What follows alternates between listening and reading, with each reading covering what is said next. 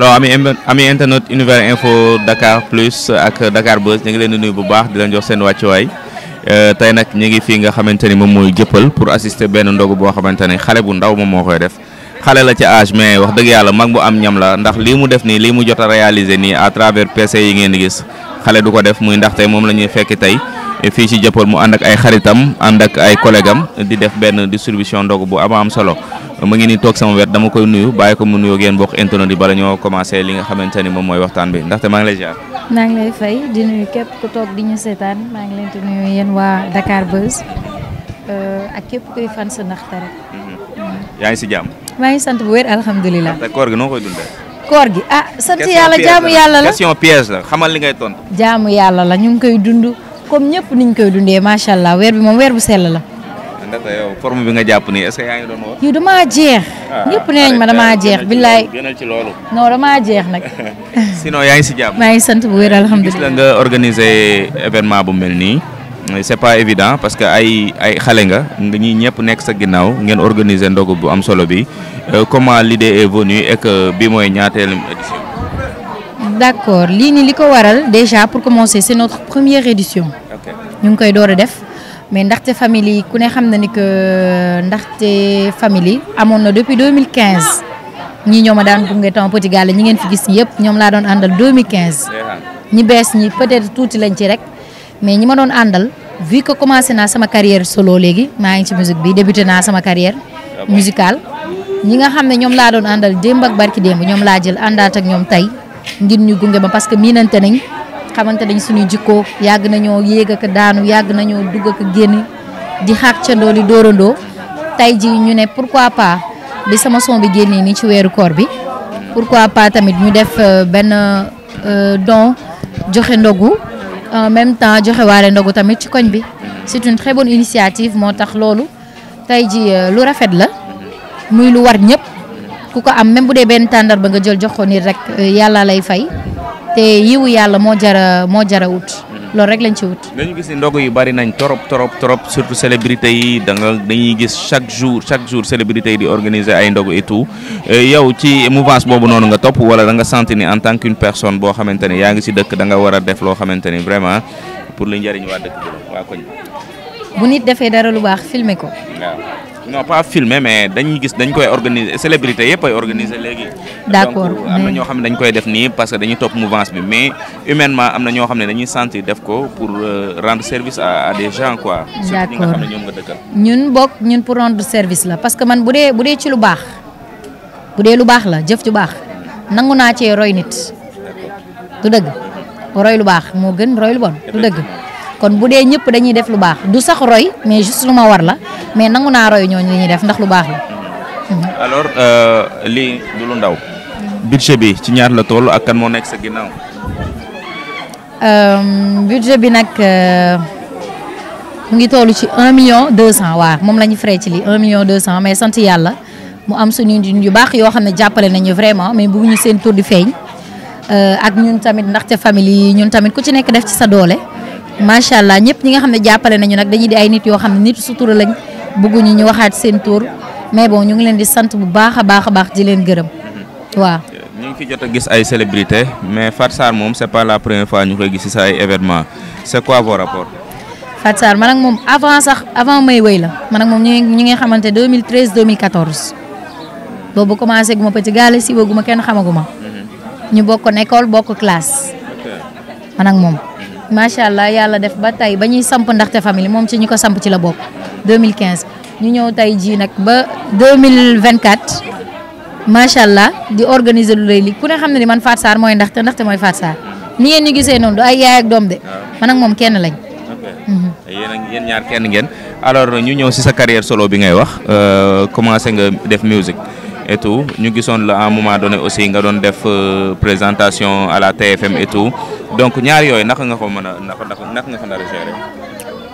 bon c'est pas si difficile parce que déjà loo gëm bëgg ko nit looy def ci fulla ak fayda gëm ko bëgg ko yàlla dala ci teg loxo peut-être yan bi nit ñi mooy foog dina diis tuuti ci yow de mais loo diisalul rek du diis te lu ma gëm la lu ma bëgg la mbirum télé bi lu ma bëgg la lu ma gëm la mbirum woy bi lu ma yàgg bëgg la te lu ma gëm la kon yàlla mu ngi ma ci jàppale te sant yàlla bu wér a wér a wér. mais genre bu fekkee des fois da ngay soxla di dem studio nga am plateau mu yàq sa temps yàq say répétition wala yàq say section studio loolu aussi est-ce que du handicapé carrière musicale. non di ci def dara parce que ku nekk da ngay def sa planning heure yi nga xam ne heure liggéey la déjà pour plateau yi je pense que matinal bi la à partir de 13h lay jeex su ma paree damay nekk ci samay activité dem studio wala studio mën naa bàyyi sax bu guddi ma door a dem wala yenn saa yi ma bàyyi ba ngoon gi nii ma dem awma ci problème.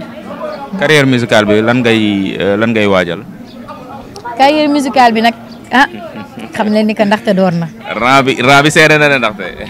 loo seeree rek mu seere du dëgg. ay ndaanaan fi nekk ay artistes dafa fi nekk macha allah ñu yàgg jàng nag ci seen ginnaaw ku ne xam na ni que ndaxte buñ ne ndaxte seen petit gàlle ran bi seere na mais ñoom ñëpp ay ndaanaan lañ dañuy ñëw rek ànd ak ñoom du dëgg. sant yàlla bu wér. ànd ak ñoom. bien sûr. mais boo ànd ak ñoom ñu suufal la nag. loolu yàllaa ko yor du nit. mais événement bi lan moo tax nga defee ko fii. sama koñ fii laa dëkk Derklé. non dëkkatoo fi de. non Derklé laa dëkk. sama koñ la.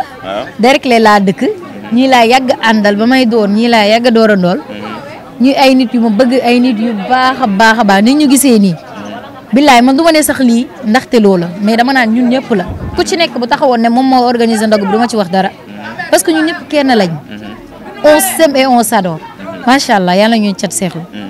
d'accord je veux pas rentrer dans ta vie privée comme ni ko ñu bari comme ni nga ma ko ñaanee sax d'ailleurs laay wax mais il va falloir que yenn yu ndaw ñu waxtaan si parce que tu es une célébrité te nit koo xamante ni nga nit ñi dañ lay gis di la bëgg amaana ma ne ko nit koo xamante ne dañ lay gis di la bëgg kon amaana yow donc buñ la gisee nga toog wax ji bari détails yi bari il faut que ñu laaj la nga tontu si une bonne fois pour tout mu leer si bopp ñëpp c'est pas pour dugg sa vie privée sincèrement parce que yow buñ la laajee doo wax lu leer Mario buñ ko laajee mu ne yow xolam nga et tout te yow dañ la muuroon nga dem sëy ji fële nga xamante ne moom mooy Kër Massar tey fii nga organiser affaire bi donc c'est quoi le problème ndaxte da nga divorcé wala divorcé.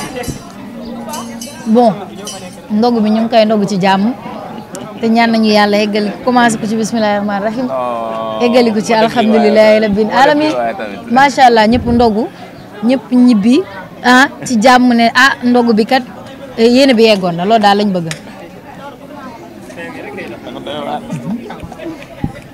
moo def lii ngir yàlla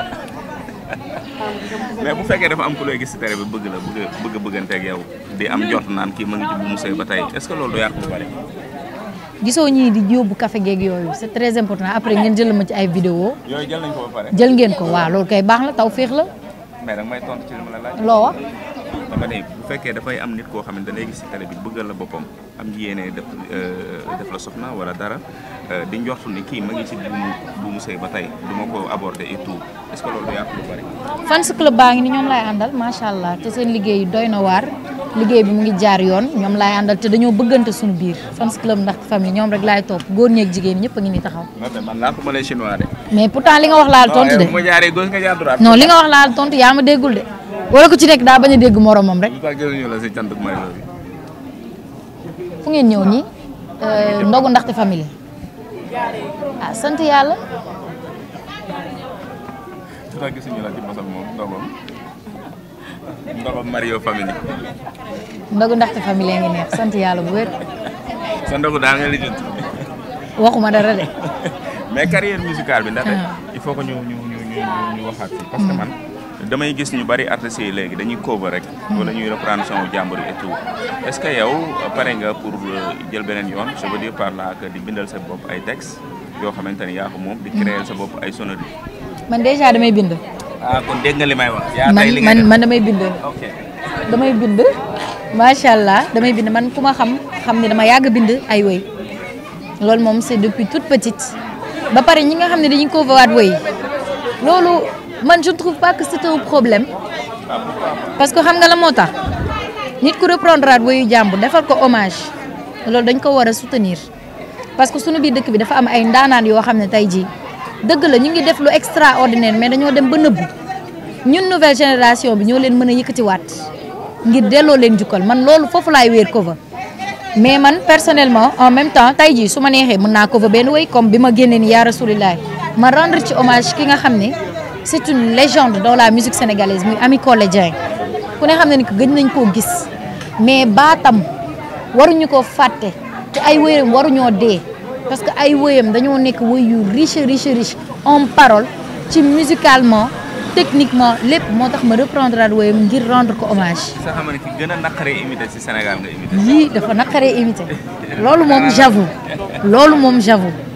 donc comment tu as fait pour réussir cela da nga ko daan jàngal wala. non juste bu ngeen sitaanee dama demoon émission bi may def émission Weekend Start bi passé yàggul ma dem rek ñu ne ma wéyal ñu benn wéy ma taxaw ne leen bàyyi leen ma wéyal leen wéy Ami Collé wéy ko sama baat bi xaw naa dee ma wéy ko après ma jóge fa bi ma ko wéyee nag sentir affaire bi dama jóge émission tak jël taxi jubal studio woo El Maestro ne ko allo man ko dafa am lu may prise mu ne ma ñëwal ñu def ko en 4 heures de temps noonu lañ ñu def cover bi mu dugal son bi ñu commencé ok d'accord maa ngi ñëw yaay sañu yónneen be Muhammadu Rasulillah nabi man gëm naa yaay xayru xalqullah macha allah ñu dem fa def fa lu nice lu vite fait ñibbisi ñëw clipper ko parce que booy rendre hommage nit da ngay joxaale woy bi valeur